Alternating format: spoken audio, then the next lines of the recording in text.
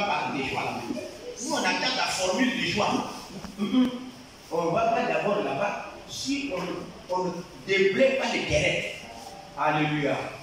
On attend les critères, nous donnons les critères. Regarde, pour choisir quelque chose, il faut d'abord savoir toi-même là. Hein? Quelle sera la chose que tu vas payer au marché? C'est pas ça. Qu'est-ce que ça va faire? Quelle utilité? Quel besoin? Ça répond à quoi? Si tu ne connais pas ça, ça sera un problème. Même si tu payes, tu mets dans la maison, ça ne va même pas te satisfaire, ça ne va même pas répondre à un besoin. Alléluia. Pourquoi se marier? Avant de parler des choix, beaucoup de personnes ont de fausses raisons. Ont de fausses raisons qui les amènent au mariage. Et nous allons enlever ces fausses raisons. Première raison, c'est que 80% des gens qui se marient à cause de la procréation. C'est-à-dire à cause des enfants. Vrai ou faux? Vrai ou faux? Si nous parcourons nos familles, on va entendre souvent ce problème. Moi-même, j'allais partir, mais Jésus là seulement c'est encore des enfants. Si ce n'était pas les enfants là, j'allais te laisser. Vrai ou faux les mamans? Vrai. Les mamans répondez-moi. Vrai. C'est vrai, non? C'est encore des enfants. Si ce n'était pas les enfants là, il y a longtemps de te quitter. Parce que les gens pensent qu'on se marie pour la procréation ou bien pour avoir les enfants. C'est vrai. Parce que Dieu a dit, Dieu ne se contredit pas. Dans Genèse chapitre 1, le verset 27, Dieu dit, il les bénit. Et il leur dit, soyez féconds, multipliez et remplissez la terre. Mais je vous dis ici, aujourd'hui, que ce commandement n'est pas donné à Adam lui seul. On est d'accord, n'est-ce pas? Ce n'était pas Adam seul que Dieu a demandé de remplir toute la terre. On est d'accord, n'est-ce pas? C'est un ordre que Dieu a donné à qui? Hein? À tous. Merci beaucoup. À tous les hommes. C'est-à-dire qu'il n'a pas donné ça seulement à Adam, que toi seul remplis toute la terre. Non. C'est à la race humaine. Est-ce que je comprends? C'est à la race humaine que Dieu a donné cet ordre de remplir la terre. Les enfants, c'est bon. Parce que les enfants sont une bénédiction dans un foyer. Selon le psaume 127, le verset 5 à 6. Psaume 127, le verset 5 à 6. Les enfants sont une bénédiction dans le foyer, dans une famille. Mais maintenant, une question se pose. Pourquoi Jésus lui-même ne s'est pas marié? Alléluia. Vous allez me répondre, mais c'est parce que c'est Jésus. Amen. Mais il dit, nous allons accomplir toute la loi. Vous vous souvenez du jour où il est allé se faire baptiser chez Jean-Baptiste? Jean-Baptiste a refusé de baptiser Jésus. Jésus dit, laissons, on va faire tout ce que la loi demandait, on va faire comme ce qui est normal. Mais Jésus lui-même ne s'est pas marié.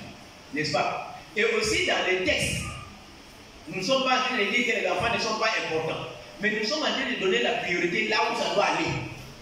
Donc, dans les textes que nous avons pris la fois passée, mardi, si vous vous souvenez, Matthieu chapitre 19, lorsqu'on parlait, Jésus a parlé de trois choses. Il a parlé de célibat, il a parlé de mariage et il a parlé de divorce. Donc, même dans la Bible, Jésus-Christ reconnaît qu'il y a ceux qui ont le don de célibat. Il y en a. Il y a même des eunuques, on a cité là-bas des eunuques qui le sont pour la gloire de Dieu, pour l'œuvre de Dieu. Et ils ont décidé de ne point se marier. On est d'accord, n'est-ce pas? Donc, pour toutes ces raisons, c'est-à-dire que c'est à la race humaine que Dieu a donné l'ordre de se multiplier de la planète. Ne soyez pas comme le monsieur là, dont je vous ai donné l'exemple, avec 52 enfants, 17 femmes, parce que lui a dit de remplir la terre. 17 femmes et 52 enfants. Et puis, vous avez le problème, c'est quoi? Sur le faire part, j'ai combattu le bon combat, j'ai achevé ma mission, et la couronne de vie m'attend aussi. Merci beaucoup. Mais tu as dû vider. Parce que ce n'est pas à toi seul on a dit de remplir la terre. Même si à la mairie, souvent on nous dit non, la Côte d'Ivoire, comme il y a eu la crise, donc il faut maintenant qu'il y a eu beaucoup de morts, beaucoup de décès depuis la crise, donc il faut remplir ça. Ce n'est pas toi qui vas remplir ça. C'est beaucoup de personnes qui vont remplir la Côte d'Ivoire. Dites Amen avec moi. Souvent même à la mairie, quand nous partons, les maires disent voilà le livret de famille.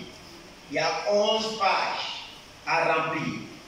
Mais laissez-moi vous dire, c'est que vous ne demandez pas au maire, donnez-nous l'argent pour remplir les 11 pages. Vrai ou faux? Vous ne demandez pas au maire, hein? Il y a 11 pages.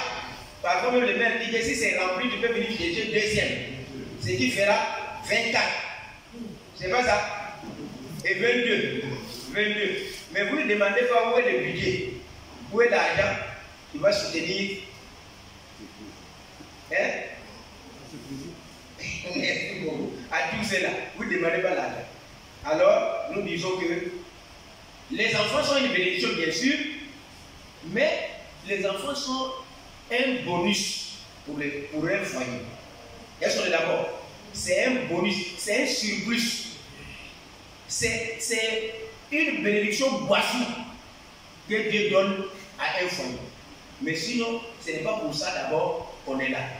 Sinon, on faisait seulement des enfants, puis on reste tranquille, calme. Mais ce n'est pas pour ça seulement que nous t'avons envoyé sur cette terre. Alléluia. La deuxième fausse raison, c'est que beaucoup veulent se marier pour la satisfaction des désirs sexuels. C'est-à-dire, ils veulent se marier pour satisfaire leurs désirs sexuels. Et pour la plupart aussi, des hommes qui se marient, c'est d'abord sexe. Ils voient d'abord le sexe. Et ce soir, je suis venu encore te dire que si c'est dans cette optique que tu vas te marier, tu as joué aussi l'idée. Parce que la femme n'est pas un instrument de satisfaction. Alléluia. Vous êtes d'accord avec moi? Je suis venu casser un peu certaines fausses idées que nous avons déjà. Et beaucoup même s'appuient sur ce que Paul a dit dans 1 Corinthiens chapitre 7, le verset 7 à 9, que pour éviter l'impudicité que chaque homme ait, pour éviter la fornication, que chaque homme ait sa femme, que chaque femme ait aussi son mari. Alors pour cela, ils sont là seulement pour éviter la fornication. Donc maman, viens t'asseoir là. On va éviter la fornication. Maintenant, est-ce que si tu évites la fornication, tous les péchés finissent? Voilà la question. Est-ce que tous les péchés du monde se résument sur la fornication? Donc si tu finis fornication là, il n'y a pas d'autre péché encore? Hein? Il y en a, non? Merci beaucoup. Alors, d'autres prennent leurs femmes comme les instruments à la maison même. Ils prennent leurs femmes comme les instruments pour satisfaire leurs désirs sexuels. Et c'est pourquoi même je dirais qu'en Afrique, souvent nous dépensons notre potentiel d'énergie que Dieu nous a donné seulement dans le sexe. Au lieu de développer ça même dans l'économie, dans comment avoir l'argent, comment se faire de l'argent. Mais souvent nous en Afrique, on développe ça sur le quoi? Le sexe. Voilà. Mais parfois même, il n'y a même pas de budget qui accompagne ces enfants qu'on fabrique. Moi j'appelle ça comme ça. On fabrique, mais il n'y a même pas un budget. Vous allez voir des enfants, c'est débris comme ça. Chacun ses débris. S'il a réussi, c'est bon. S'il est devenu microbe aussi, on prend ça comme ça. Regardez, enfant de quelqu'un, maman a porté d'enfant pendant 9 mois. Et puis, elle s'en va à la maternité, il a frôlé la mort à l'accouchement, et puis l'enfant né, on l'appelle microbe. Et vous trouvez ça normal? Hein? Vous trouvez ça normal? Que Dieu nous délivre au nom de Jésus-Christ. Donc notre femme n'est pas un instrument pour pouvoir satisfaire des désirs sexuels. Le sexe dans le mariage est important, mais c'est le couronnement de l'amour qui se vit dans le foyer. Dites Amen avec moi. Je pèse le mot. c'est le couronnement de l'amour qui jaillit dans le foyer, qui finit par le rapport sexuel. Mais ça ne doit pas être notre objectif principal. Sinon ta femme, même si elle est fatiguée du travail, toi qui l'attends seulement. C'est pourquoi comme nos parents pétaient et ils ne vont pas au champ, ils font études et ils restent au village. C'est la femme qui fait tout. La femme va au marché, la femme va au champ, la femme vient avec bois, la femme vient avec fagot, et vient, il va préparer, et puis lui il a mis sa serviette au cou et il s'est en train de jouer à Wally au village. Il dit que non, lui il prend son temps parce que son travail là c'est la nuit que ça commence. Foutaise comme ça, pas ici. Donc il est là seulement pour ça. Sois délivré au nom de Jésus-Christ. Regardez, j'étais là-bas. Les femmes là souffrent. Seules. Ils vont au champ. Ils travaillent. Ils nettoient. Ils prennent le conducteur, tout ce qu'il faut là-bas pour venir préparer. Il vient avec le fagot. Il dépose là-bas. Et elle commence à préparer. Il va laisser laver. Il va chauffer l'eau pour donner à son mari. Et tout ça là, lui il est assis là-bas. Il est en train de jouer Ludo. Avec sa serviette. Sois délivré de cette paresse au nom de Jésus-Christ. C'est ça qu'on t'a donné comme travail. La femme n'est pas un instrument de satisfaction de tes désirs. Il faut que ton cœur aussi soit circoncis de tout ce qui est désir charnel. Alléluia. Il faut que ton cœur soit circoncis pour que tu sois séparé de tout ce qui est désir charnel. Il ne faut pas que la chair t'emporte loin. Prière, tu ne peux pas prier, c'est la femme qui attend. On s'arrête là. Une autre troisième fausse raison, c'est les avantages que donne le statut de marié. Il y a d'autres personnes, je vais te donner même un exemple. Il y a d'autres personnes qui se marient à cause du statut social que donne le mariage. Hein? Ça dit quoi? Dans le travail, il y a des avantages sociaux qu'on donne, des allocations, comment on appelle ça? Vous qui travaillez, des allocations familiales. Mais pour obtenir ça, il faut être marié, n'est-ce pas? Et bien, alors d'autres personnes s'en vont pour ça là aussi, pour avoir des allocations familiales, lui s'en va chercher femme. Regardez, ta femme n'est pas là comme un instrument pour remplir ta poche. Dites amen les hommes. Dites amen les hommes. Amen. Ta femme n'est pas là comme un instrument pour remplir ta poche par les allocations sociales. Elle n'est pas là pour ça, pour changer ton titre, pour changer ton statut, pour qu'on ajoute l'argent dans ton bulletin de salaire. Ce n'est pas pour ça. Le mariage, c'est pourquoi vous voyez par exemple en Europe, il y a des mariages par intérêt. Ah oui, il y a des gens même qui se marient là-bas pour avoir les papiers. Ah oui, ils sont dans la même maison, hein. Ils ne sont même pas mariés femmes, mais font semblant. Ils sont dans la même maison, font semblant. Mais tout simplement pour qu'ils puissent avoir le papier. Ça c'est mariage ça. Hein? Vous pensez que ça c'est mariage? Vous êtes dans la même maison, vous faites semblant, vous partez à la mairie que non, on est mariés femmes, et puis on vous donne le papier. Arrivé à la maison, chacun est dans sa chambre. Vous trouvez ça normal? Voilà. Quatrième fausse raison, c'est qu'il y a parfois la pression des parents. Nous sommes en train de casser les fausses conceptions qu'on a pour nous amener au mariage. Et parfois, il y a la pression des parents. Tu es dans la maison, nos sœurs grandissent dans la maison, après l'âge atteint, ce que nous appelons l'âge de maturité.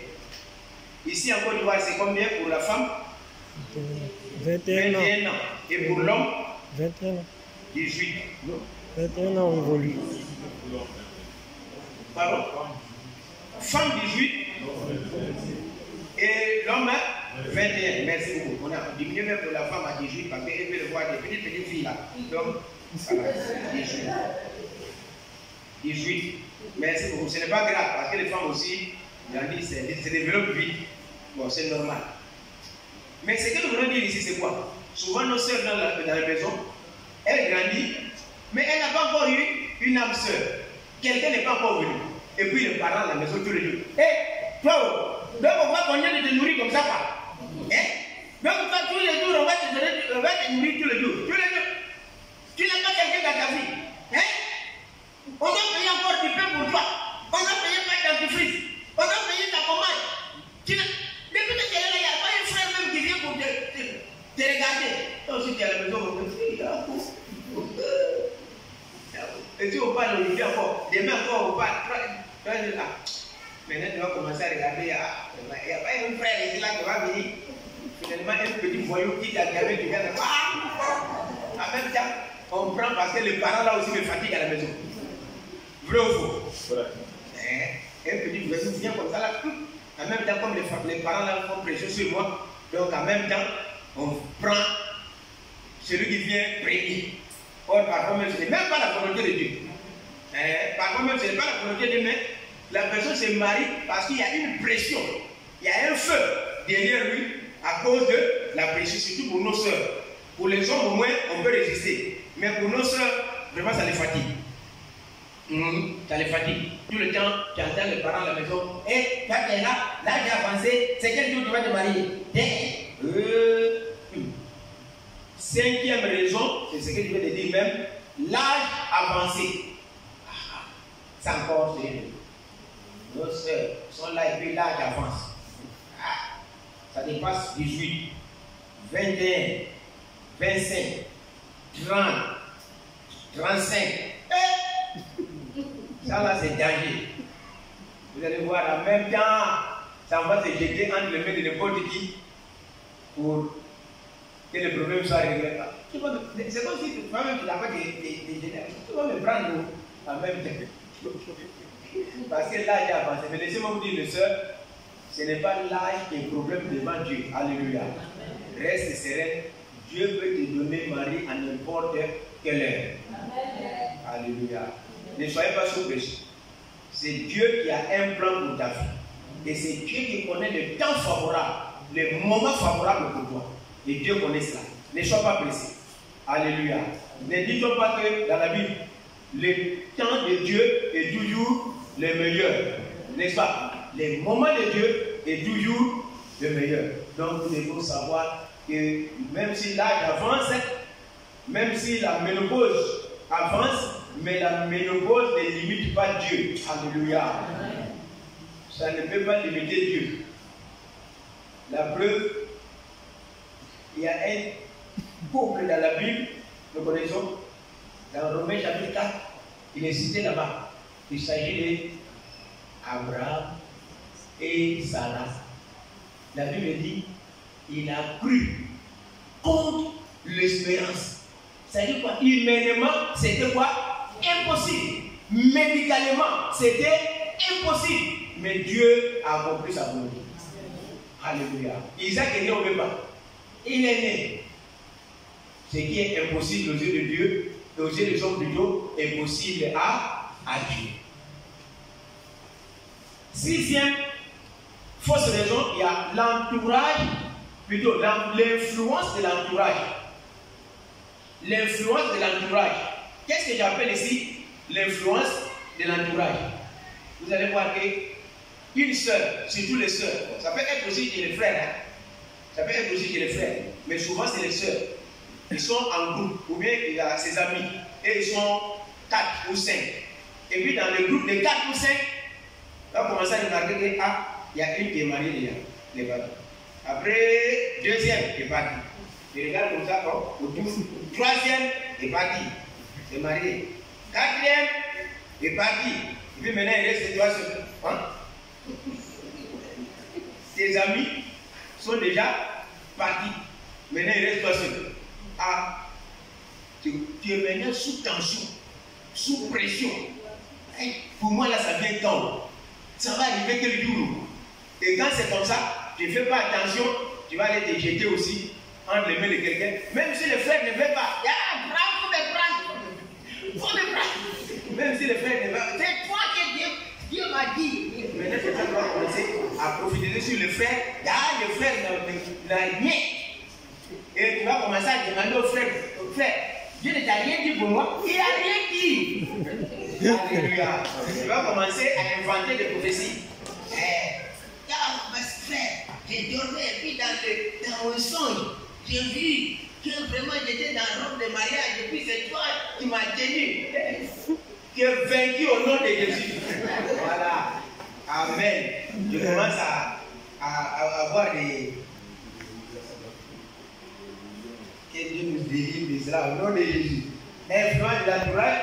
Et septièmement aussi, nous pourrons parler des niveaux social, c'est-à-dire parfois les diplômes, ça peut constituer aussi un blocage dans le mariage, une fausse conception dans le mariage. Et souvent, ça arrive pour nos sœurs, parfois ce n'est pas mauvais d'avoir des gros diplômes, mais parfois, quand on a des gros diplômes, parfois aussi les frères qui sont en bas trouvent que moi-même je n'ai même pas son niveau. Donc pour aller demander la main de la soeur, je ne suis même pas à son niveau où elle est arrivée. Ouais, non, ça devient quoi? Un obstacle, un complexe d'infériorité. Donc tu es là, moi-même je ne suis même pas arrivé loin. Et puis la soeur a doctorat en temps. Et toi-même tu as peur même pour avancer là-bas. Alléluia. Mais le diplôme n'est pas le rien devant l'amour. Dites amen avec moi. Si Dieu vous a mis ensemble, ce n'est pas diplôme. On ne se marie pas pour des diplômes. Merci beaucoup. Même si tu as un gros diplôme, le mari n'a rien, il faut le respecter. Parce que c'est ton mari. Dites amen. Amen. Même si tu es ministre, ton mari n'a rien à la maison, il faut le respecter parce que c'est ton mari. Voilà. Ce n'est pas parce que tu as un gros diplôme, ton mari n'a pas ses niveaux, et puis tu vas commencer. C'est moi-même qui ai nourri la maison là. C'est moi-même qui paye l'électricité. C'est moi-même qui paye même le loyer. Toi, tu as quoi? Tu fais quoi ici chez moi là? Allez laisser chez ta maman là-bas. Allez laisser là-bas. Alléluia. Même c'est toi qui nourris ton mari là, mais il faut savoir que c'est pour un temps. Dieu aussi va lui ouvrir les portes un jour et va te nourrir. Alléluia. Même s'il n'a rien aujourd'hui, ce n'est pas la fin du monde, ce n'est pas la fin de sa vie. Demain, il va avoir. Alléluia. Amen. Alors, les bonnes raisons, n'est-ce pas, qui peuvent nous conduire.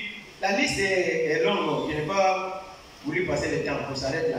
Les bonnes raisons pour se marier, la fois passée, nous avons parlé de ça. D'abord, la première raison, c'est quoi? C'est d'accomplir la volonté de Dieu.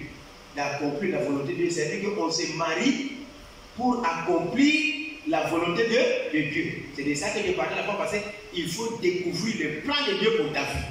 Pourquoi tu es là?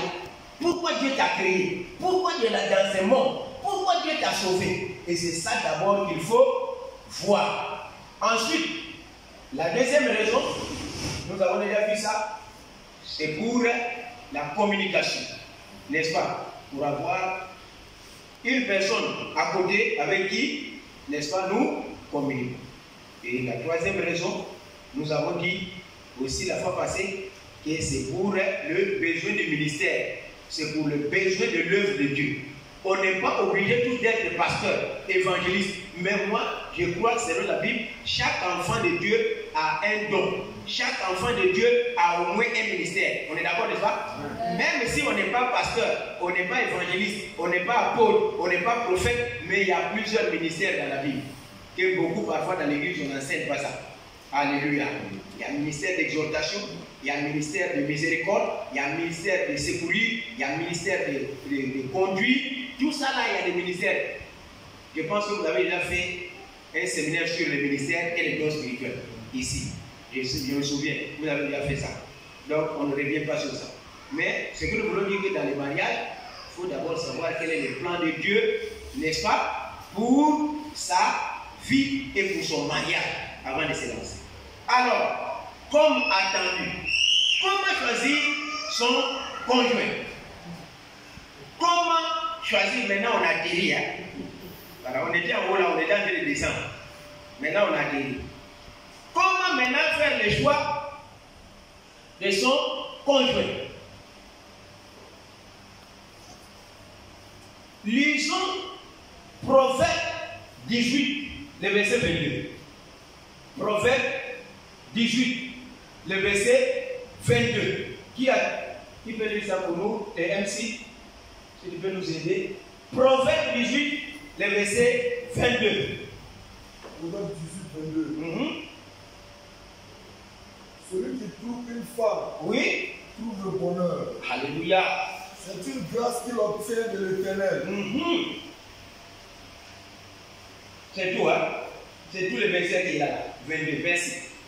La Bible dit quoi? Celui qui a trouvé une femme a trouvé le bonheur. Je lis dans ma version ici. C'est une faveur qu'il obtient de l'Éternel. Ce qui nous intéresse ici dans le choix, c'est le verbe qu'on a mis devant. Qui a mis ça? Quel verbe? C'est de trouver. Or, quand on parle de trouver, ça cache quoi? Quelque chose qui est caché, quelque chose qui est perdu, quelque chose qu'on doit rechercher. Ou bien? On est d'accord, non? Quand on dit celui qui trouve une femme, c'est-à-dire que ça implique ou s'engage une recherche. On est d'accord déjà? Même si l'argent se perd dans la maison là. On dit aux enfants, quoi? Ah, celui qui trouve mes 1000 francs là. Hein? Je vais lui donner combien? 50.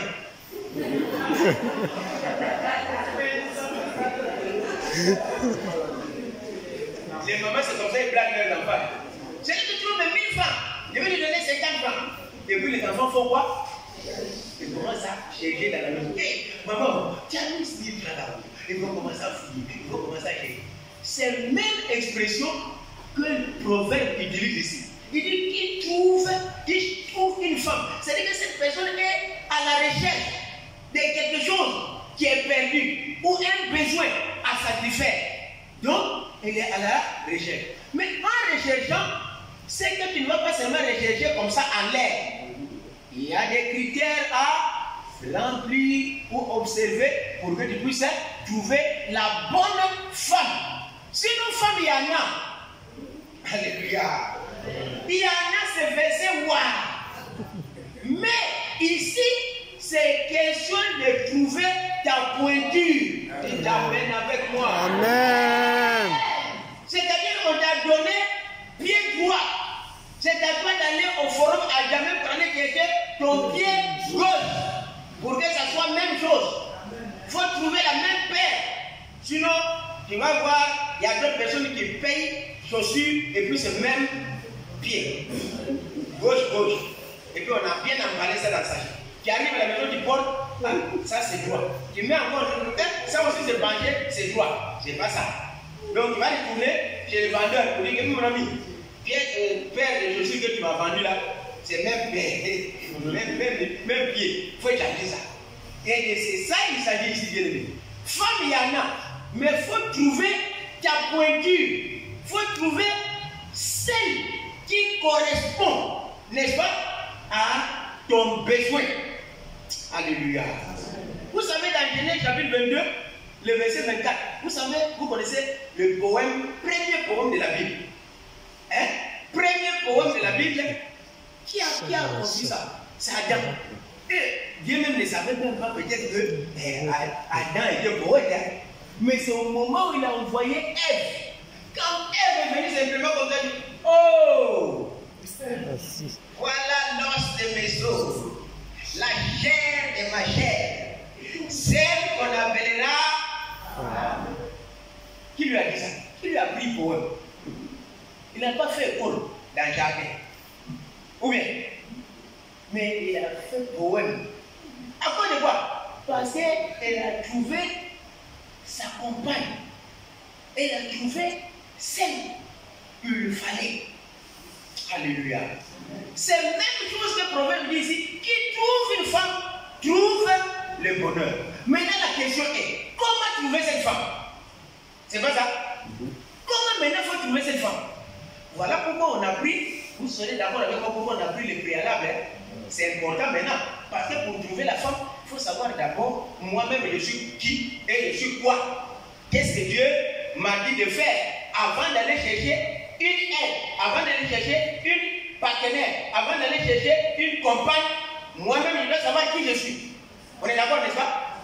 Je ne me lève pas pour partir comme ça parce que j'ai mes critères de choix. Et les critères de choix, c'est en fonction de ce que Dieu a mis dans mon cœur. Alléluia. Par rapport à la qualification, par rapport à l'équipement, par rapport au ministère, par rapport à la paix que Dieu m'a confié, que je m'avais choisi la femme qui correspond. Alléluia.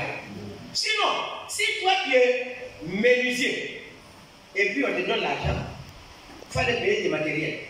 Et vous voyez les menuisiers aller à l'hôpital pour aller payer stéthoscope, tensiomètre, avec quoi encore? Avec sérum, c'est qu'il y a un problème. Vous êtes d'accord avec moi, non? Si vous voyez vraiment un vrai menuisier, vrai menuisier, il a l'argent. On dit, oh, je m'avais payé mes matériels de travail. Est-ce que vous me suivez? Je m'avais payé matériel de travail de menuiserie. Et puis vous le voyez au CHU. Et puis il se promène là-bas. S'il vous plaît, où on voit thermomètre, stéthoscope, plus tensiomètre. Oh, on va te demander, monsieur, excuse-moi, ça là, c'est pour qui? Et non, c'est pour moi. Tu fais quel travail? Non, non, moi je suis menuisier. Oh, comment menuisier va utiliser stéthoscope? Vous voyez, ça ne correspond pas à ton métier. Est-ce qu'on est d'accord? Ce n'est pas, tu peux prendre une femme, tu peux prendre n'importe quelle femme, mais est-ce qu'elle lui correspond à mon domaine, dans mon domaine? Oui, non. Est-ce qu'il correspond à mon domaine? Est-ce qu'il va venir vraiment m'aider? Oui, parce que je parle comme ça parce que ce n'est pas la femme qui choisit son homme. Hein. Ça là, c'est déjà bloqué, c'est zéro. Ce n'est pas femme qui choisit. Donc, ce n'est même pas. Il ne faut même pas penser un jour. Frère, c'est toi qui es ma journée. Il ne faut même pas penser à cette prophétie-là. Il ne faut même pas penser à ça. Alléluia. Il ne faut même pas penser à ça. C'est l'homme qui choisit la femme. C'est l'homme qui va pour aller chercher la femme. Voilà, c'est pourquoi on a dit ici, c'est lui qui trouve la femme. On n'a pas dit celle qui trouve le mari. Alléluia. On n'a pas dit celle qui trouve le mari, trouve le bonheur. On dit c'est lui, c'est l'homme qui trouve la femme. Pourquoi? Parce que c'est l'homme qui doit aller vers la femme. Alléluia. La sœur, laissez vos prophéties là. Laissez embrouiller les frères. Laissez-les tranquilles pour faire leur choix. Laissez-les gâter là avec les cadeaux bidons, avec les cadeaux empoisonnés. Tout ça là, c'est pour toucher son cœur, pour que les frères parlent. Et nous-mêmes, les frères n'ont pas parlé d'eux. Dieu ne t'a rien dit. Il n'a rien dit. Alléluia. Il est nécessaire de se laisser guider par Dieu dans une affaire importante de la vie, comme le mariage. Ouais. Il ne faut pas faire un choix à la légère. Dans le domaine du mariage, il faut être sérieux. Il faut mettre tout en sérieux. Je parle aux hommes, je parle aux frères. Ne joue pas avec le mariage. Vous savez pourquoi? Parce que, le mariage, c'est une institution pour la vie. Notez ça les frères, vous qui jouez avec mariage. Non, je vais les prendre. On va essayer, si ça ne va pas, je vais changer. Ce n'est pas pantalon, ce n'est pas chemise. Que tu vas changer ici. C'est une institution pour la vie. C'est-à-dire que la personne que tu choisis là, c'est une personne avec qui tu vas vivre toute ta vie. Ça c'est il faut noter ça. C'est pour toute ta vie. C'est la personne avec qui tu vas vivre toute la vie. Il n'y a pas aussi machine arrière, lever, marche arrière, il n'y a pas. C'est débattu, c'est pas ça va. Donc si tu as fait un mauvais choix, bien aimé, il faut accepter. Moi je n'appelle pas ça croix. Parce que les frères, s'il a fait un mauvais choix, vraiment, c'est ma croix que je porte, c'est pas croix. Ça, ce n'est pas la croix parce que c'est toi-même qui as fait le choix. Ce n'est pas la croix que tu portes. Oh, c'est ma croix. La femme là, c'est une sorcière qui est à la maison là. C'est vraiment Satan en personne. à la maison. C'est toi qui as choisi. Même si elle est Satan en personne, tu dois lui dire, chérie, je t'aime. Si je ne te vois pas, je ne peux pas dormir. Il faut dire ça. Parce que c'est toi qui as choisi. Alléluia.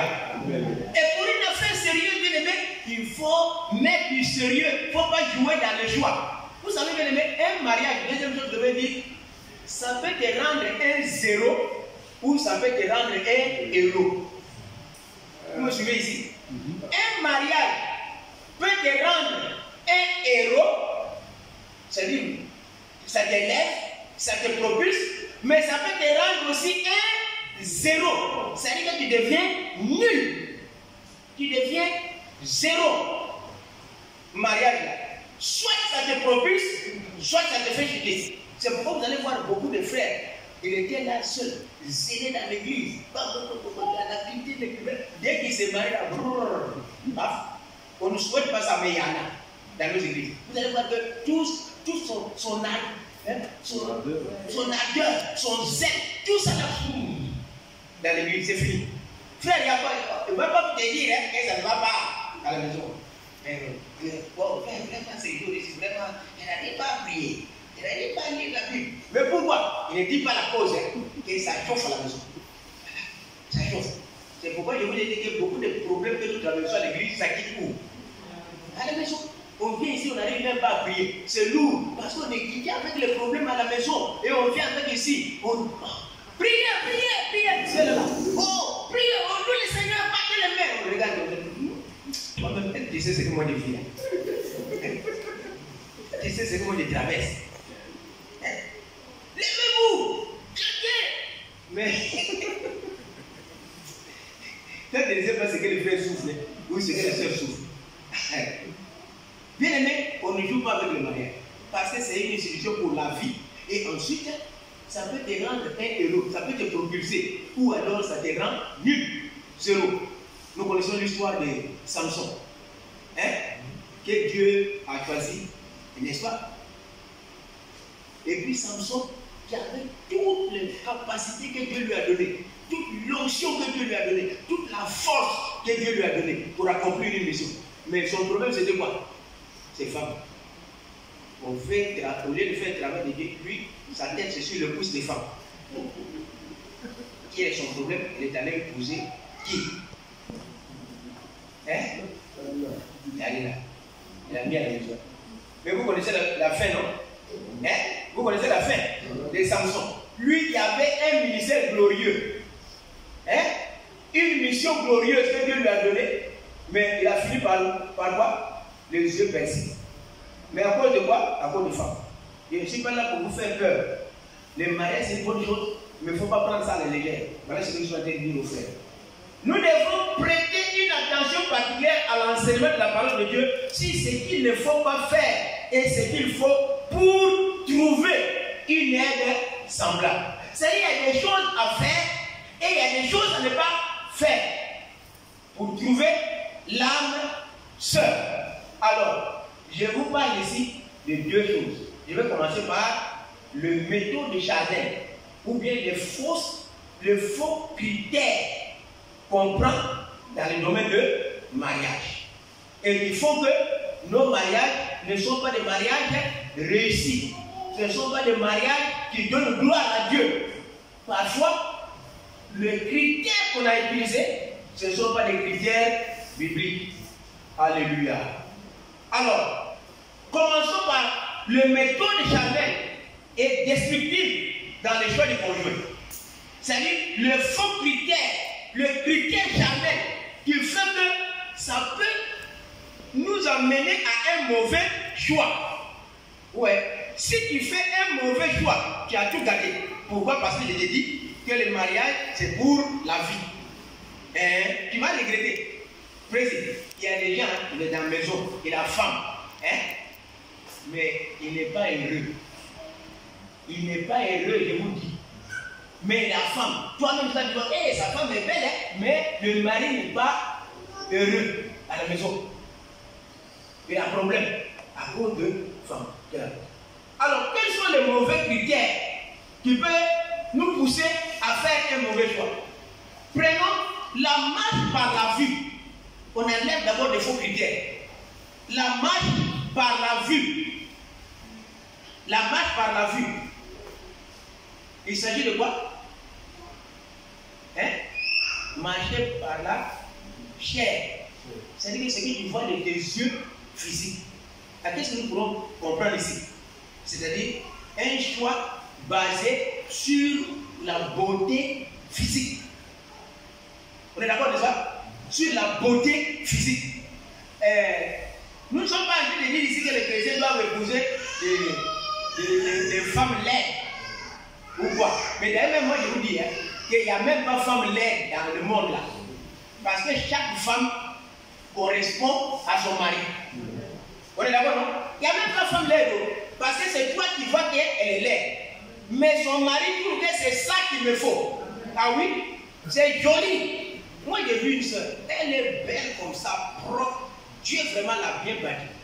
Mais son mari roule sur chaise roulante. Chaise roulante comme ça. Et puis c'est la femme qui la prend pour aller la laver, pour aller au champ. Même au champ, avec le vélo là, la pousse. Mais je vous assure, si tu vois la scène, tu vas dire que oh, la femme là vraiment est malheureuse. Hein? Mais si tu t'approches de la femme vis-à-vis de ses frères qui poussent avec le vélo, la femme est heureuse. Voilà, oui. J'ai été dans une famille comme ça, sur le champ de mission à Robo. Le mari était handicapé. Mais avec sa femme, tu vas à la maison, quelle harmonie! Quelle entente! Toi-même, quand tu regardes comme ça, parfois même tu peux avoir pitié de la sœur. Tu peux même te poser charnellement, hey sœur, tu as tourné ici, c'est Marie comme ça, tu allais trouver. Mais pour la sœur, elle est heureuse comme ça parce que c'est son mari qu'elle a trouvé comme ça. Voilà pourquoi je dis, il n'y a même pas de femme laide. On est d'accord avec ça? Cela dépend de son mari. Donc, il ne faut pas aller critiquer la femme de quelqu'un. Elle écoute comme ça, c'est toi, c'est pour toi. C'est pour toi. Il faut poser la question, c'est pour toi. Ou bien il y a son propriétaire. Son propriétaire trouve comme ça que c'est bon. Toi, tu dis quoi? C'est pour toi. Alors écoute, Papa Tola.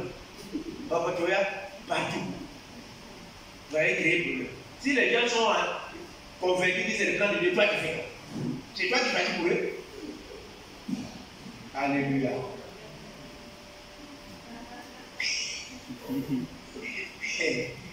La Bible dit dans Proverbe 31, le verset 30. Proverbe 31, verset 30. La beauté est comment? Trompeuse. Pardonnez-moi. La beauté est comment?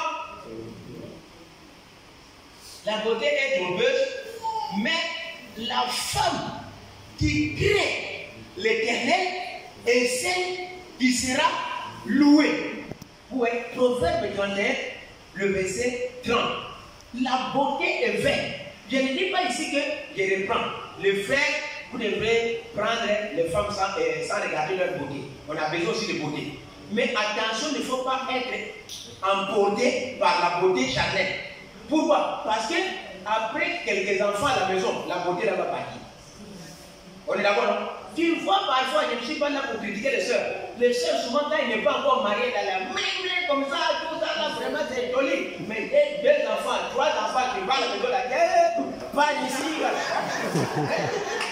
Pas d'ici, toi-même, tu regardes, c'est la même femme que j'ai choisie.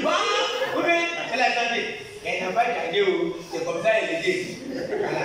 Mais c'est toi qui n'as pas bien vu. Ouais. Si tu choisis par la beauté, regardez, je vous dis ceci. La beauté d'un emballage, notez bien, la beauté d'un emballage ne garantit pas son contenu. C'est qu'est-ce que vous me suivez? Vous savez, par exemple, dans les mariages, vous voyez les mariages, jour du mariage, vous voyez les gens parfois envoyer des gros paquets comme ça. Gros paquet. Oh, venez donner les cadeaux aux mariés. Vous allez voir avec le gros paquet bien emballé, joli. Vraiment, et bien déposé. Toi-même, tu dis, vraiment, en tout cas, aujourd'hui, là, mettez tous les cartons là-bas. Quand aujourd'hui, j'ai eu des cadeaux. J'ai eu des cadeaux. Il ne faut pas te réjouir d'abord. Il faut aller à la maison pour aller ouvrir. Quand tu vas ouvrir, tu vas les regarder là-bas, tu vas voir. Ah! C'est ça. On dansait comme ça là, il peut penser que c'est pas une chose. C'est pas une... Il y a un petit-fils. Il y a un petit-fils jaloux. À l'école, on lui donne un cadeau. On a bien emballé ça. Un enfant de 3 ans, à leur école, on a fini, on a bouclé leur école, et puis on leur a donné le cadeau. Et il a pris le cadeau, il est venu à la maison, et chez sa maman. Et elle était contente comme ça. Et maman, voilà cadeau on m'a donné à l'école. Voilà cadeau on m'a donné à l'école, il est venu avec cadeau. Maintenant, l'enfant voyait que vraiment ça pèse. Donc il dit qu'en tout cas, ça là, c'est vraiment, ça doit être un bon cadeau. Tablette. Donc l'enfant commençait déjà à imaginer. Et puis il arrive à la maison, il souffle comme ça, paf, sa maman ouvre, et puis c'est un livre. L'enfant regarde. Ah! C'est ça.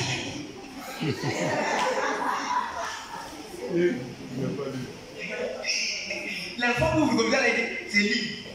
Ah! Maman, c'est ça là, ils ont mis des enfants. Que Dieu nous aide. Je ne dis pas qu'il ne faut pas choisir celle qui est belle. Ce n'est pas de ça que je parle. Mais je parle, il ne faut pas te laisser influencer par la beauté extérieure. Parce que la beauté extérieure, là, parfois, ça cache danger. Ça peut cacher des là dedans. Je ne dis pas que toutes les belles femmes sont des là. Ce n'est pas ce que je dis. Mais je dis que ça peut cacher. Car ton ne garantit pas la qualité de son cadeau. Alléluia. C'est pourquoi Pierre, concernant la beauté extérieure, Pierre a coupé sa cour. Si vous lisez 1 Pierre 3, le verset 3 à 6, je ne vais pas vous prendre le temps, 1 Pierre chapitre 3, le verset 3 à 6, Pierre donnait la beauté de la femme chrétienne. Elle parlait de la beauté de la femme chrétienne. Pierre dit quoi? Ce n'est pas que Pierre néglige le maquillage, mais il dit, il ne faut pas te limiter à la parure extérieure, mais la beauté intérieure est cachée. Alléluia. La beauté là, d'une femme là, ce n'est pas extérieur, mais c'est son cœur. Alléluia. C'est son cœur. Un cœur plein d'amour, plein de compassion. Il a un cœur généreux. Alléluia. Toi-même, tu vas à la maison comme ça. Vous savez, précis, il y a des gens qui sont mariés. Tu es pressé même pour rentrer à la maison. On est d'accord, non? Tu es pressé parce qu'avec le stress du travail et tout ce que tu as vu là-bas, le travail et tout ça, les secrétaires t'ont fatigué, rapport n'est pas venu. Attends, quand tu rentres à la maison, tu veux rentrer à la maison pour aller trouver ta femme pour faire quoi? N'est-ce pas? Pour se décharger. Mais vous savez aussi qu'il y a des gens qui restent au bureau et ne rentrent pas vite. Parce qu'ils ont toujours des réunions jusqu'à 23h. Il y en a beaucoup comme ça. Ils ne rentrent pas à la maison. Ils restent au bureau, au plateau, jusqu'à 23h. Pourquoi? Parce que quand il va venir au moins, vous tous là, vous êtes petits. Et puis là-bas, voilà, lui aussi vient doucement à côté là. Et ronfle. Demain matin, 5h, les partis. Pour éviter le problème, les liens. Mais en réalité, dans un foyer, ça doit être Amen. Ça doit être un lieu de repos. Ou même si tu sors, mais tu as envie de retourner à la maison. Mais vous savez, il y a beaucoup de personnes, ils ne veulent pas rentrer à la maison, ils se promènent pour aller visiter les amis. Ils passent ici. C'est pourquoi ils vont venir à la maison de quelqu'un là. Causerie qui n'a pas de tête, qui n'a pas de queue. Causerie. Oh, tout ça c'est pour, on appelle ça tuer le temps. Tuer le temps. Il va chez quelqu'un, causerie qui n'a pas de tête, il va prendre ici là, ouais, Béladine. Tout ça là, il regarde le monde, il dit, ah bon, quand il va arriver à la maison, on fait déjà 22 heures. Que Dieu nous délivre. Ça, c'est un choix charnel. Mais nous devons voir la beauté intérieure.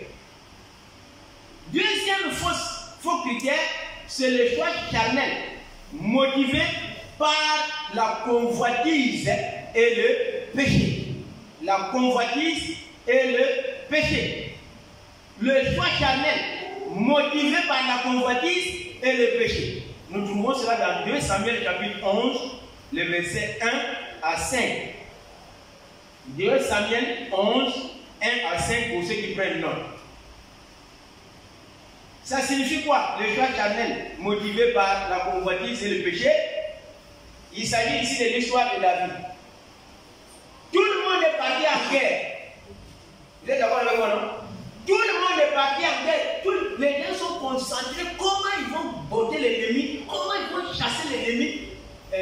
David, il n'est même pas parti au combat. Il est resté. 2, il était dans la loisibilité. C'est-à-dire qu'il n'avait pas d'activité à faire.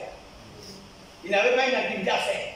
Vous voyez les dangers? 3e chose, il s'est promené au balcon. Il s'est promené au balcon. En se promenant au balcon, ses yeux sont partis où? Dans la douche de quelqu'un. Regardez. Si, écoutez-moi bien, vrai, de vous et moi, si David était au combat là, il allait voir la femme là, qui s'est lavée. Mais pourquoi? 1, il n'est pas parti à la guerre, au combat. 2, il ne faisait rien, il n'est pas concentré sur quelque chose de la longévité. Et 3, il s'est promené, il s'est baladé. C'est distraction. Et puis distraction l'a amené où? À regarder. À ce moment-là, David était considéré comme un rétrograde. C'est-à-dire qu'il n'était plus en contact permanent dans l'intimité avec Dieu. Et puis maintenant, il voit une femme qui se lave. Bon, mon petit viens. Tu vois la femme là? C'est chaud, il faut prendre le nez. Où est-ce que ça a commencé? Mais par quoi? Ouais, non? Et souvent, on fait les choix, comme je vous l'ai dit ici, basés sur le sexe. C'est-à-dire que dès qu'on voit du sexe, déjà ce qui passe à dire, hey, comment décider avec un autre? Lui? Comment? Ouais, non? Permettez-moi tout. Ça, c'est sur le mariage. Vous dites tout. Et merci, il n'y a pas beaucoup d'enfants ici, la réponse est déjà dit. Ouais, non? Il y a des enfants là.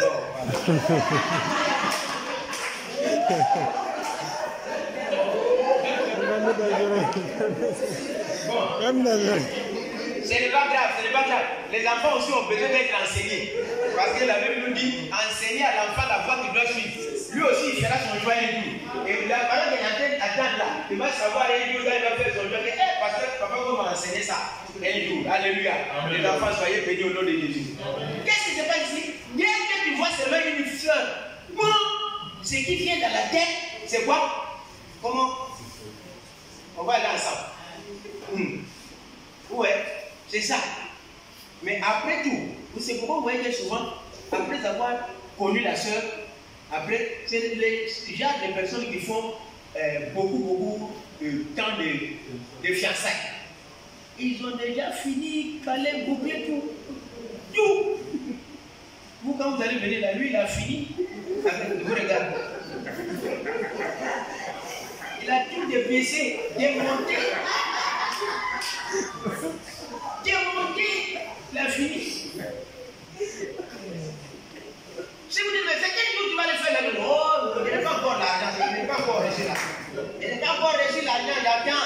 Mais pendant ce temps-là, il a fini de dépiécer, monter, démonter tout. Tout. Des bandits comme ça à l'église. Alléluia. Soyez délivrés au nom de Jésus. Ça, c'est une joie charnelle. Tu vois une femme qui se dit aux yeux directement. Maintenant, si elle vient à la maison là, tous les jours, vous regardez comme ça, tu fais quoi? C'est là que ça crée un problème, hein? Parce que vous allez vous regarder tous les jours, matin, midi, soir. Maintenant, tu fais quoi? 3e faux critère, c'est le choix tribal, sans prière. C'est-à-dire sur instruction des parents. Souvent, nous voyons des mariages où les choix occasionnés par les choix tribal ou bien les choix des parents.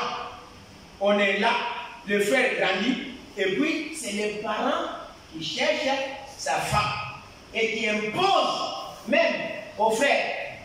Vous savez qu'il y a des familles comme ça. Tu es là ici à Bénin et ils ont déjà choisi ta femme au village. Hein? Ils ont déjà choisi et puis ils ont déposé là-bas et c'est toi on attend. Maintenant les jours où tu vas aller au village, oh non il y a funérailles, tu arrives là-bas pour te prendre en main, viens ici. Tu vas aller démontrer ta femme. Voilà ta femme pour t'amener ici. Il ne faut pas prendre une femme à Pidjaï. Les gars, voilà, femme pour toi ici. Si c'est toi qui fais comment? Ça m'étonne qu'il n'y a pas beaucoup de jeunes ici dans l'enseignement. Pourquoi? Les jeunes ne sont pas tous. Bon, merci. Transmettez-le le message. Hein. C'est une chose de l'église.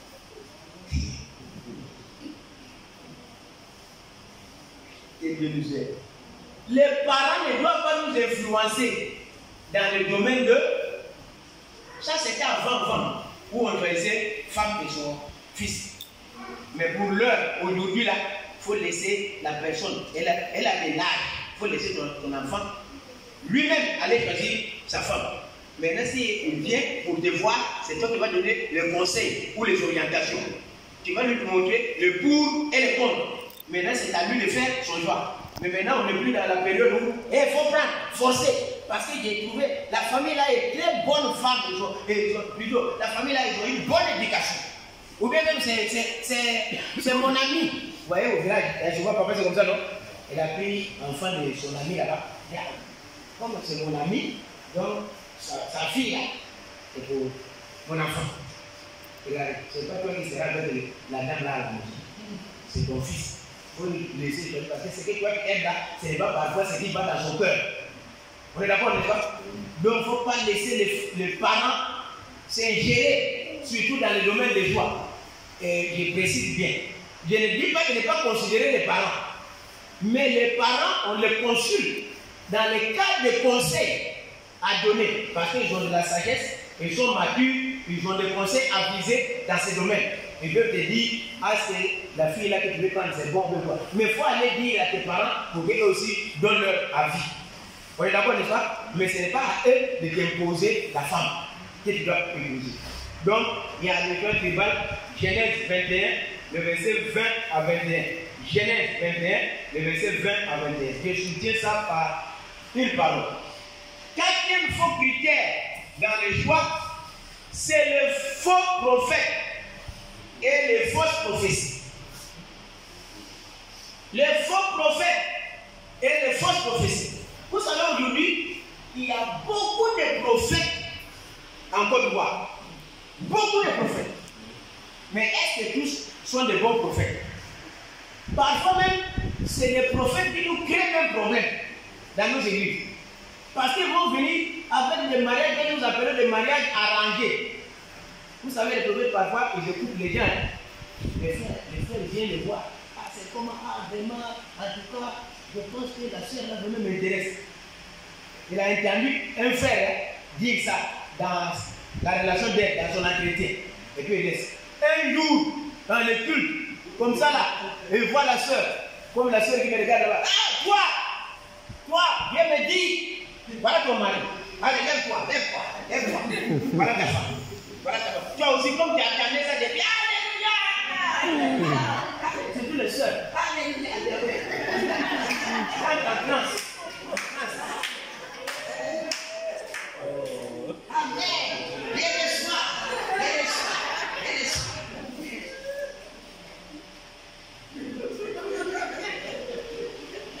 Ce soir, je vais vous dire qu'on ne se marie pas par la prophétie.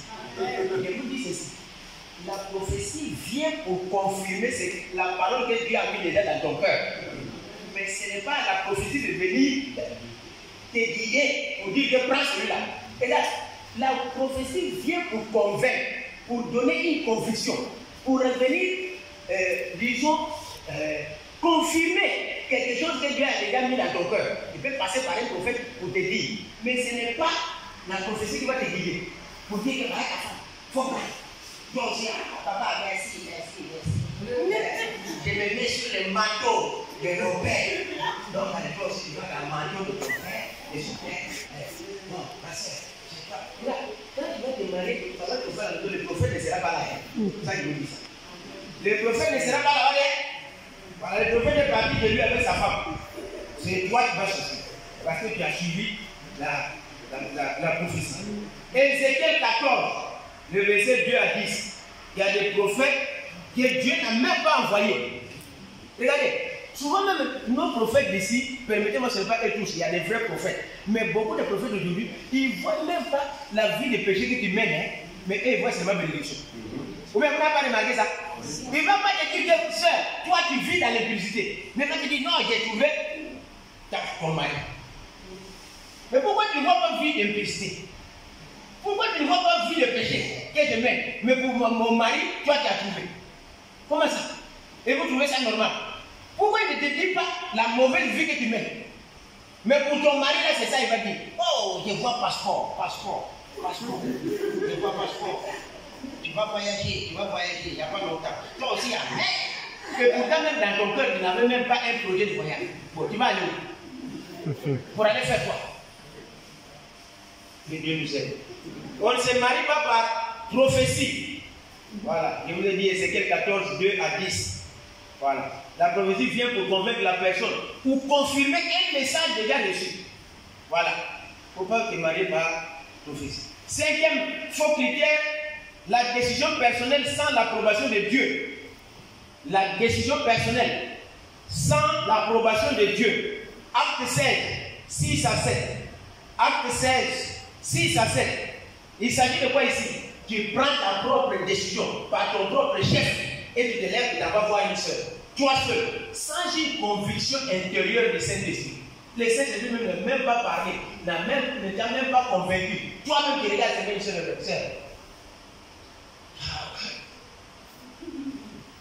Tu t'es vu en songe avec une robe blanche à mes côtés. Donc, c'est toi.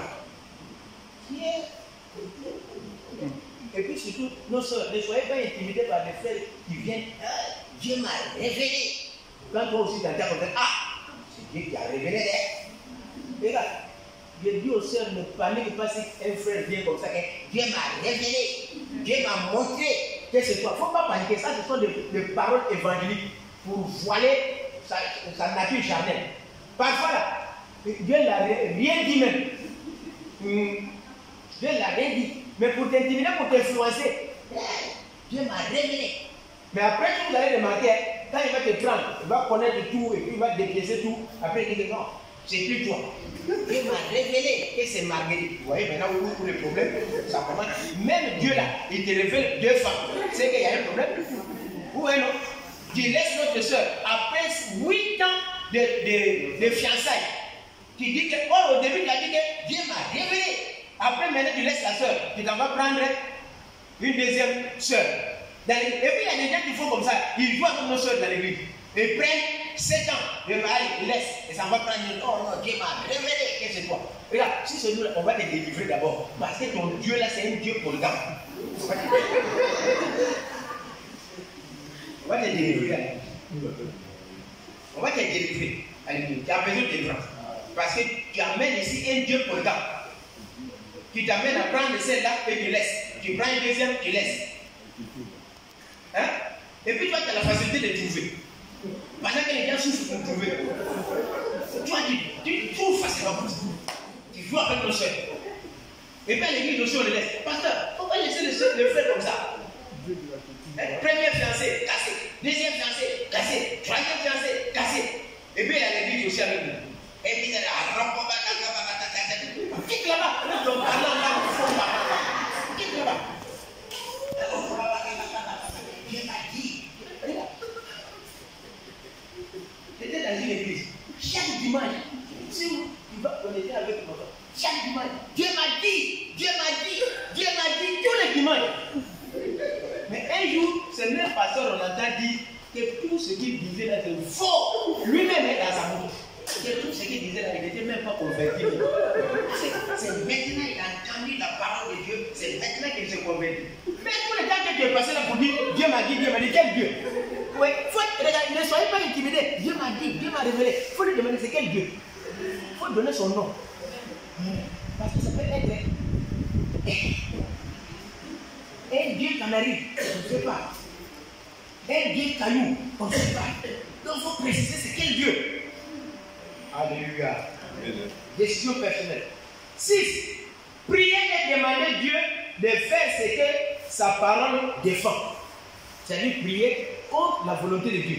Vous voyez, tu veux te marier. Tu as trouvé une soeur. Parfois la soeur même n'est même pas convaincue. N'est-ce pas? Hein? Elle est encore quelque part là-bas. Elle peut même parfois même à la... Bon, je peux dire. Bon, comprenez. Mais toi tu viens ici. Non, vraiment j'ai trouvé les frères. Hey, je veux une soeur. Je vais prendre la soeur là vraiment. À tout comme ça.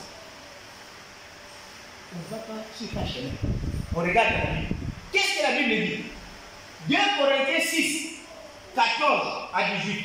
2 Corinthiens 6, 14 à 18. Quel rapport faites-vous entre les fidèles et les infidèles? Oui. Entre Jésus et Bélial? Oui.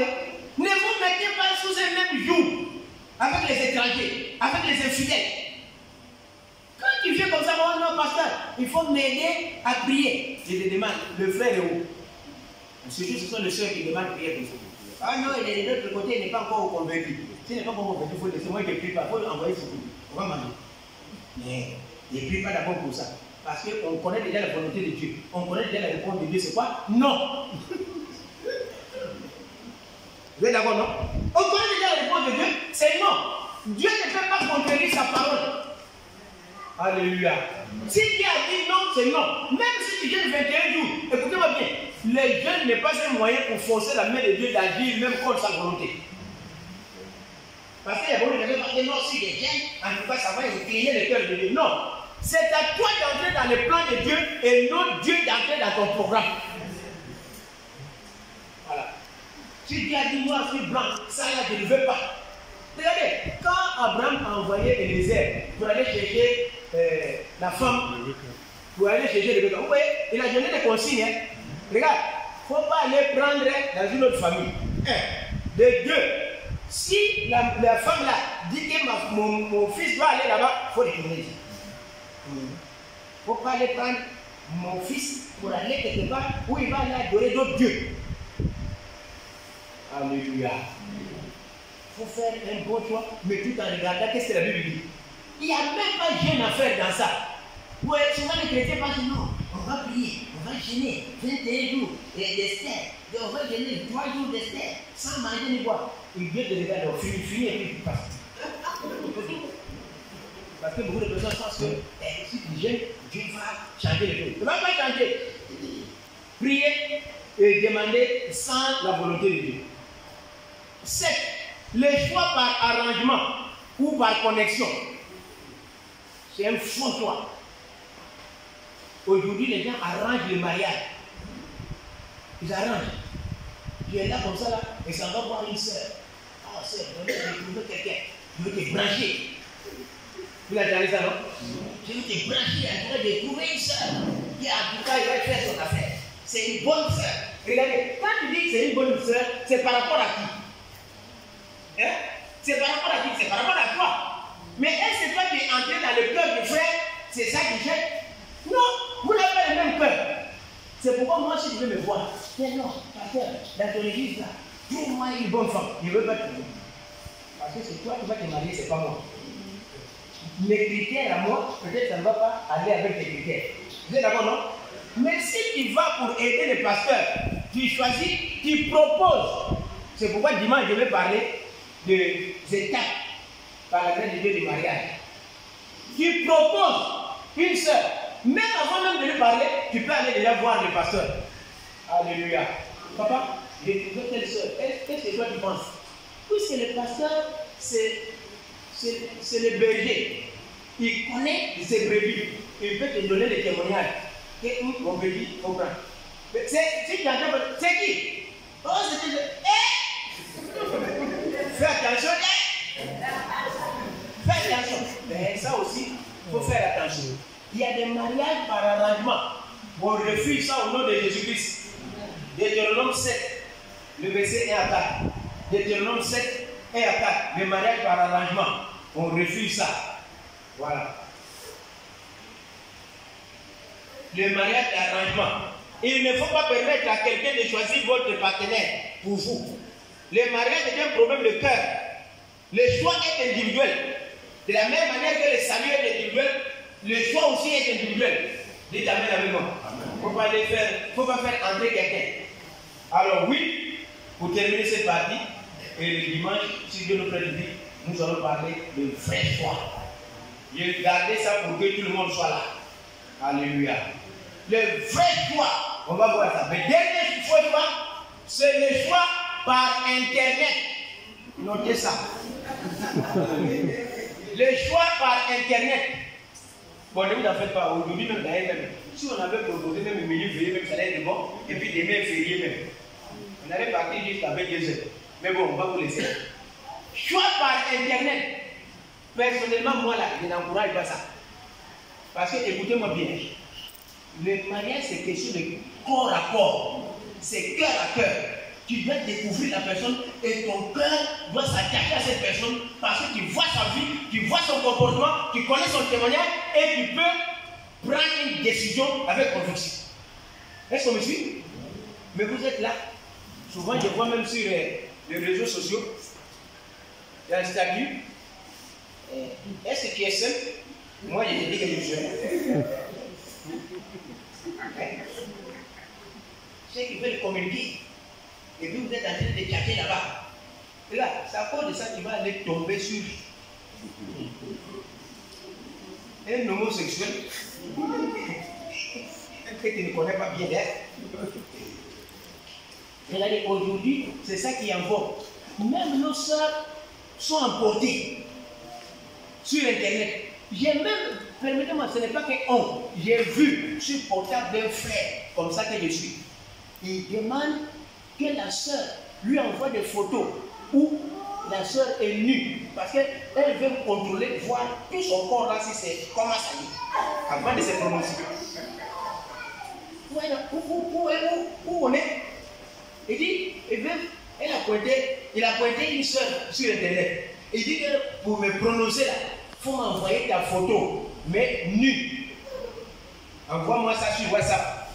Et puis c'est là maintenant que je vais vérifier. Et il ne le connaît même pas comme ça de ses yeux. Hein.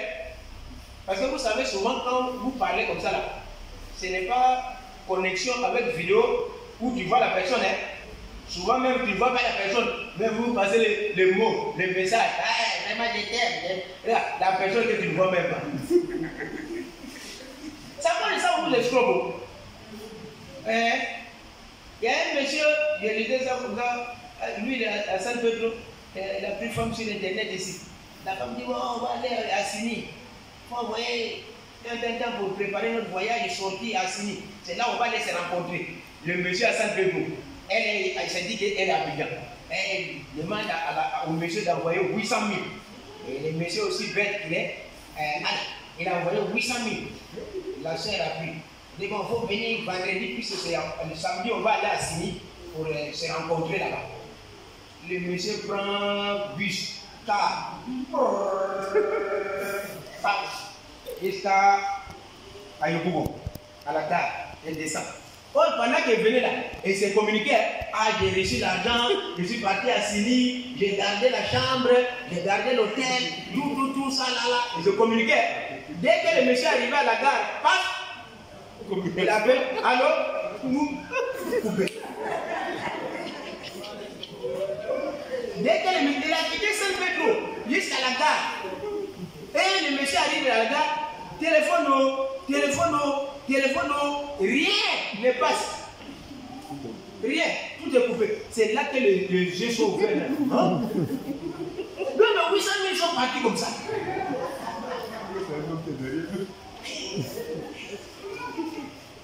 Frère, tu vois, non? Donc, petit argent que tu as là, on va aller chercher ça comme ça sur Internet. Il ne faut pas aller jeter ça sur Internet. Le frère a jeté 800 000. Ça arrivait à la gare qu'il se rend compte que ça n'a. Une femme qui n'a même pas vu le visage. C'est un garçon. Parfois même c'est un garçon. Vous voyez souvent les gens qui font ça, je vous explique. Ils ne montrent pas leur visage. Ce n'est même pas sur vidéo que vous communiquez. Tu ne connais même pas sa face. Il y a d'autres même là. de suivre une émission à la télévision avec ma femme. Quelle émission même comme on appelait, où on fait des recherches, des gens. 4 fiches. Hein? 4 fiches. 4 fiches. Fausse identité. Vous connaissez, hein? J'ai vu cette émission. Parfois, je suis quelqu'un de escrocs comme ça. Et pardonnez mes soeurs, hein? Là, la personne que je dois il faut le voir. Tête à tête. Parce que c'est question de cœur, c'est question de comportement. Vous savez, sur Internet, tu ne connais pas témoigner de quelqu'un. Tu ne peux même pas demander à quelqu'un, il faut aller là-bas pour voir si le frère là est bon ou quoi. Parfois même, il est déjà marié même. Ah oui? Oui. Nous, on a vu comme ça. Le frère est déjà marié. Toi, tu prends ici, toi, vraiment, tu ne te vois pas, je ne peux pas dormir.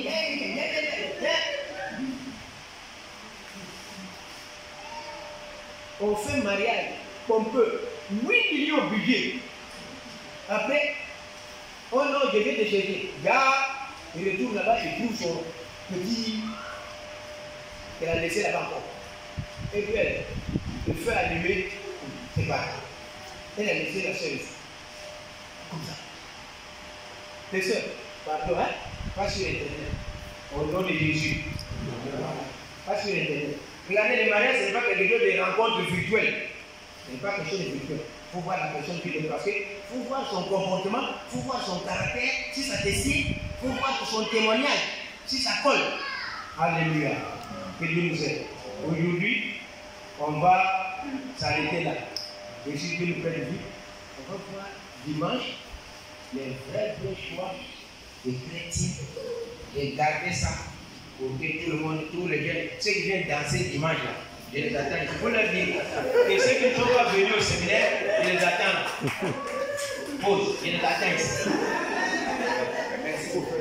Parce que ici là, quand on fait séminaire, ils ne viennent pas. Mais dimanche, les 4 étrangers là seront là. Puis ils vont venir danser ici jusqu'à transpirer. Pardon, parce que donnez-moi les temps de dimanche. Je veux porter ceux qui ne viennent pas au séminaire. Voilà. Je veux porter ceux qui ne viennent pas au séminaire. C'est ceux-là que je veux frapper. Dimanche. Parce que ici, il y a l'habitude, ouais, tu organises des séminaires comme ça, les conseils organisent comme ça, et puis les gens ne viennent même pas. Mais c'est eux qui vont venir vous cafouiller. Ah oui? C'est eux qui vont venir vous cafouiller avec des mariages bidons. Eux, les mariages bidons, les conseils même pas au courant. C'est pourquoi je les attends ici dimanche. Dimanche là, donnez-moi le temps par contre. Enlevez les danses là, je ne veux même pas quelqu'un danser là. C'est ça. Voilà. Enlevez les danses là, donnez-moi 1h30. Donnez-moi 1h30, danse là. Mettez ça de côté. On a toujours dansé. On a toujours le temps de danser. Donnez-moi le temps de danse là. On va aller danser au ciel. On n'a qu'à arriver là-bas au ciel. On va aller bien danser. On est d'accord, non? Donnez-moi 1h30. On va voter ce qui ne vient pas au séminaire. Le choix de conduire et les étapes. Quelles sont les étapes à suivre dans le projet de mariage? Par où on commence et par où on termine? Parce que souvent vous créez des problèmes dans nos églises. Ça fait dans nos églises même. On vient de soulever comme ça. Oh, je m'avais fait ma dot dans quelques jours. Dans une semaine, on te prend comme ça au pied levé. En une semaine, mariage, on ne connaît même pas la tête ni la queue. On n'a même pas suivi ça. Et puis toi, tu viens prendre quelqu'un comme ça en une semaine. Oh, il faut m'accompagner. Moi, de t'accompagner d'un mariage que je ne connais pas la tête ni la queue. Je n'accompagne pas quelqu'un comme ça. Je dois bien connaître où ça a commencé et puis où ça termine. Parce que accompagner quelqu'un là, tu es en train d'appuyer, c'est un témoignage. Et puis c'est l'autorisation de l'église. Parce qu'il y a quelqu'un de l'église qui accompagne. Ouais. Donc il ne faut pas aller verser la tête des gens de l'église dans ta dote, la Bible des mecs qui viennent. Non, c'est l'église celle-là. Dieu maintenant m'a révélé que c'est Marguerite. Donc maintenant cette fois-ci, c'est toi-même qui dois partir. Il n'y a pas quelqu'un qui va t'accompagner. Parce que tu as accompagné, tu nous as joué. Amen. Ne partez pas d'un mariage où vous ne connaissez pas vous-même, vous n'avez pas géré le début. Parce que aller assister à une dot, c'est une approbation que vous donnez. Et surtout l'église, c'est que vous mettez déjà votre cachet, qu'on est d'accord. C'est pourquoi on exige la présence d'un membre de l'église. Puisque vous allez témoigner devant tout le monde. Quand vous allez finir la dot, vous venez ici, c'est pour le présenter. À partir d'aujourd'hui, si vous le voyez, ils sont fiancés. C'est pas ça. Mais comment tu vas venir témoigner à quelqu'un que tu ne connais même pas où ça a commencé? Et puis tu vas te rendre compte qu'ils ont déjà 3 enfants. Ils ont tout décortiqué. Toi, tu n'es pas au courant. Amen. Amen. On s'arrête là ce soir et Dieu bénisse sa parole.